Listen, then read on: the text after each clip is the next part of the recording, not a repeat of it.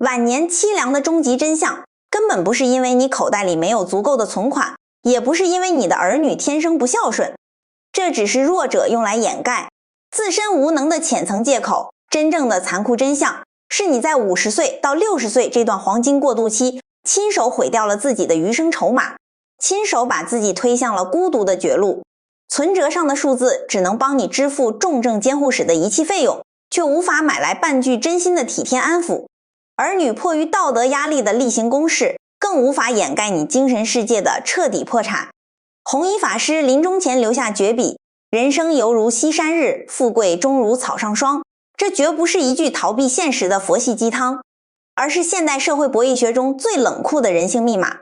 如果在人生的权力撤退期行差错步，哪怕你银行卡里坐拥500万现金，也注定会沦落为钢筋混凝土里无人问津的绝望孤岛。在35岁到65岁这个重组人生核心资产的关键阶段，大多数人都在不知不觉中给自己制造致命的负资产。第一个致命的败相就是怨气。怨气在人性博弈的底层逻辑中，本质上是一种无能的跨期情绪索赔。我们不讲空洞的理论，就看每个人都经历过的过年饭桌。这张饭桌本是家庭关系的试金石，却成了怨气降维、打击亲情纽带的残酷刑场。热气腾腾的年夜饭摆上桌，儿女辗转千里，卸下一身的疲惫，渴望得到一丝家庭的温暖。有些老人却在此时端起酒杯，挂起冷脸，开始了自己的控诉大会。他们反复数落当年的不容易，抱怨生活的不公，抱怨老伴的无能，抱怨儿女的不体贴，甚至拿隔壁老张家的孩子进行无情对比，字字句句都在道德绑架。推杯换盏之间，原本应该是避风港的餐桌，瞬间变成了情绪硝烟弥漫的无形战场。老人的叹息声、指责声、攀比声交织在一起，化作一道道无形的精神利刃，狠狠扎向儿女最敏感的神经。这种慢性消耗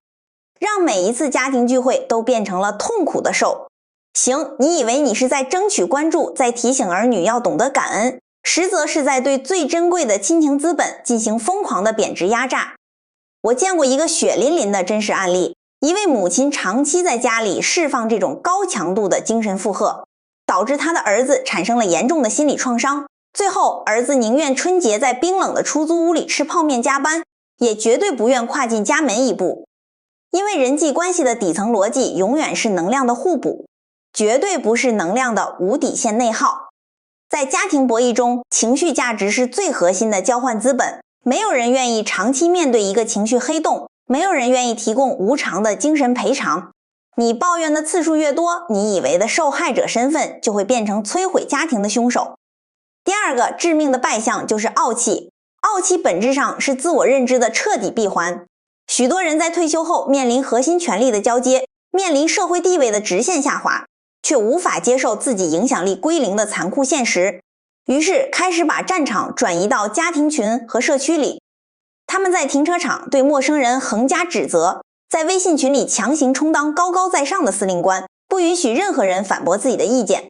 企图用这种病态的掌控来维持虚无的尊严。这种严重的身份错位不仅让你成为别人眼中的笑话，更会切断你与外界的社会连结。有一位退休的机关处长在家里对老伴指手画脚，对儿女发号施令，不允许任何家庭成员挑战他的权威，结果导致老伴彻底与他分居，儿女也集体拒绝回家。他最终只能在空旷的阳台上独自叹息，在孤独中迅速病倒。不仅如此，傲气还会引来社会的降维打击，最典型的就是养老金投资诈骗。很多退休的职场精英习惯了前半生的顺水推舟，错把时代的红利当成了自己的通天本领，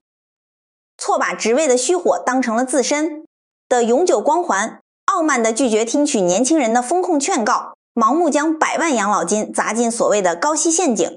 骗子们用虚伪的崇拜搭建舞台，用空洞的头衔满足他们的领袖幻想，一步步引导他们走向倾家荡产的终局。直到资产彻底归零，他才发现自己的陈旧经验早已被时代清算。在社会协作网络中，可替代性越低，则价值越高，而固步自封的傲气只会加速你沦为被时代淘汰的负资产。第三个致命的败相就是贪气。贪气是对失控感产生极度恐惧后衍生出的过度控制欲，因为害怕被时代边缘化，害怕不再被家庭需要，他们疯狂插手儿女的薪资分配，强行操纵儿女的婚姻选择，深度干涉孙辈的教育细节，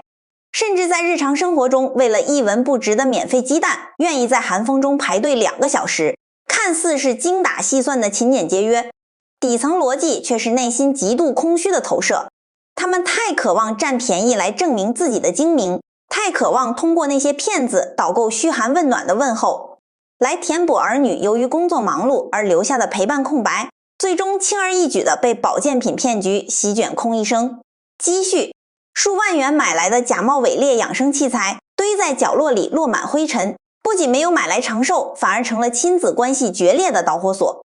这种把手伸得太长的行为，表面上是打着为儿女付出的温情旗号，本质上是贪图控制权来填补内心的价值黑洞。有一位父亲为了彰显绝对的存在感，强行收缴儿女的全部工资，横加干涉其婚恋细节，结果活生生逼得儿女远走他乡。老死不相往来，贪婪蒙蔽了理性，恐惧摧毁了防线。你越是贪图掌控，就越容易跌入欲望的深渊，最终失去所有的信任。面对这些吞噬晚年幸福的无底深渊，你必须立刻启动金刚手段，对自己的言行进行严格的情绪预算和量化管理。从今天开始，建立一套精准的情绪会计账本，把你的好脾气和正能量当成核心的流动现金，把每一次抱怨和控制当成高风险的坏账负债。每天清晨醒来，给自己设定最高3次的负面输出限额。你可以准备一个记事本，每一次忍不住想要翻旧账，想要插手儿女私生活，想要贪图小便宜的时候，就狠狠掐一下自己的手腕，让痛觉强行切断大脑的错误神经反射。只要触及这条红线，必须立刻停止说话，强制自己进行闭嘴反思。看到儿女冷漠，不要去抱怨他们不孝，而要反思自己是不是输出了太多精神垃圾，是不是已经变成了套在他们脖子上的精神枷锁。看到老伴疏离，不要抱怨对方冷酷，而要反思自己是不是筑起了认知的围墙。用高维的沉默去代替低维的唠叨，用默默的陪伴去取代强势的掌控。在社会博弈的残酷丛林里，最高级的强者从不向外界诉苦，因为苦难如果是你的勋章，说出来就变成了卑微的乞讨。晚年的尊严永远是靠沉默和行动挣来的，不是靠索取和眼泪求来的。控制好情绪，经营好生活，在权力撤退期学会体面的谢幕，不做情感的负资产，让自己成为不可替代的核心资产，才是你拯救余生尊严的唯一高维生存指南。